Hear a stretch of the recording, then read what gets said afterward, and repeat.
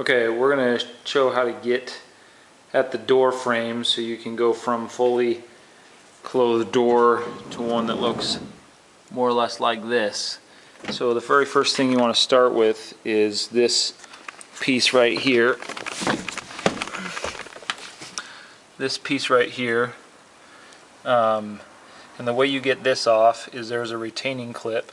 It looks just like that.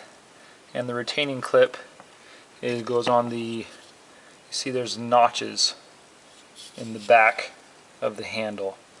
So what we're going to do is take a pry tool, like an old paint scraper, and go on the back side of this and pull down. You may need to use two, one on this side and then one on this side to get them to come down. Then once you do that, the pin will fall down off onto there, and then this will be able to come free, and all you do is you pull out and that comes off. Then the next thing you do is this piece right here.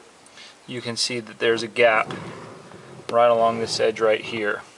Now what it does is, if you can notice, that doesn't attach, it only attaches in the back with a clip. So all you have to do is pry along here and then pull up from the back. So you're unlatching the back and then pulling up. There's one clip right there. You pull the clip out, and then the next thing you know, you're ready to go at the door. Now the door skin starts from the bottom. You got clips along the bottom and sides, and then you pull up. But before you pull up, you want to loosen this piece right here with your pry tool. Pull it out, and then loosen this piece right here with your pry tool, and it comes out. And I'll show you what the door frame, the door skin looks like when you take it all out.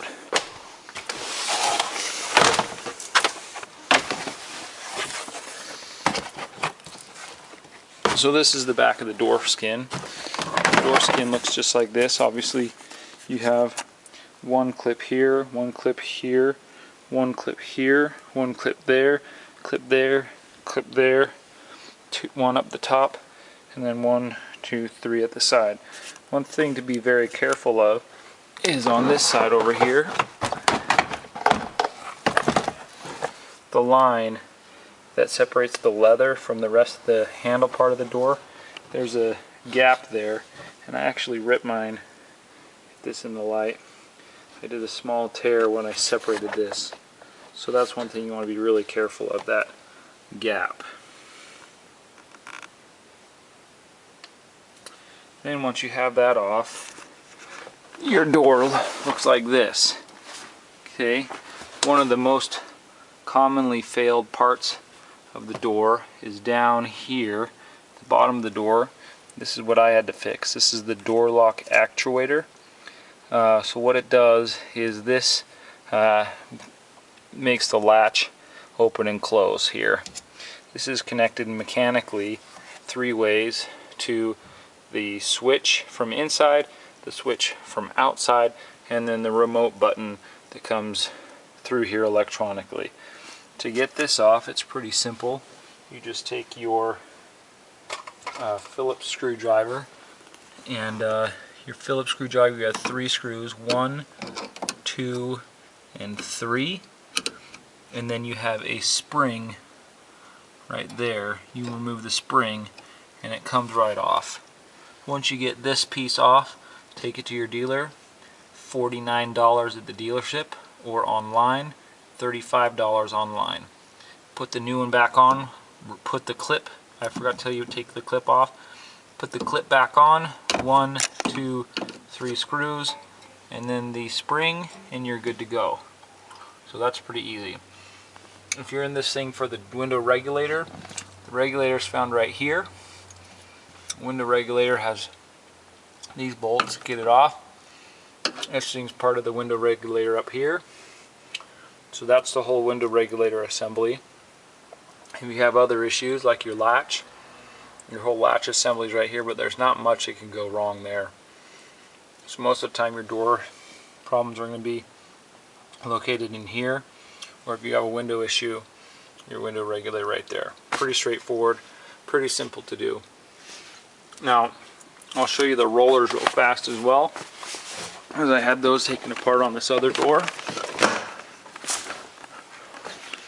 So the door actually has 3 rollers. This is the upper roller. You can see that one just sits in this channel. It goes back and forth here. The upper roller shouldn't ever really go bad. You just have to lubricate it once every 40,000 miles or so. The lower roller is down here, and this lower roller is in a track that slides along in here. Let's see if I can get some better light. There you go. The lower roller has 2 rollers on the left and the right, and then 1 lower roller. You can see there, I got the image on it now. So the upper are white and the lower is steel. And that steel roller, this not much can go wrong here. Again, just lubricate that as well. What is a problem is this back roller here. Now the back roller is consists of 3 more rollers. There's 2 uppers that are white, and you can see those right there, and 1 lower one that's yellow. It's right here in the middle. So this is the piece that goes bad on a lot of vans. It causes extra drag, and so if you don't lubricate this regularly, it's really easy to remove. You got 2 12mm bolts right here. If you remove these bolts, make sure you have something down here to support the door, or a friend who's willing to hold on to it for a while, because that door will come undone and then it'll pop off your hinges or your rollers like mine did. But that's pretty straightforward. I'll show you how to do that. The roller has 2 guide wires that connect it to the motor. You can see them attached there. They go along a track that goes into the door. To get this external piece off, all you have to do is come back here to your tail light and take your tail light off. To get the tail light off, you take 1, 2 screws off, then you come over here, take a screw off right here, this one, then you take a screw off right here, and then that piece comes right off, and then all you have to do is you pull your light out and you're ready to go inside of here. Now if you have a motor issue, that's inside of here, and there's your motor pulled down so you can see the motor. You have a motor and a control module. I believe the motor's $300 something, the control module's $200 something. Just hope and pray you don't have that problem.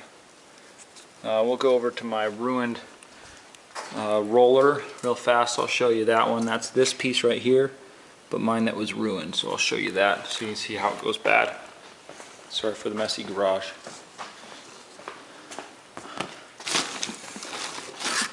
Not in there. Where did it go?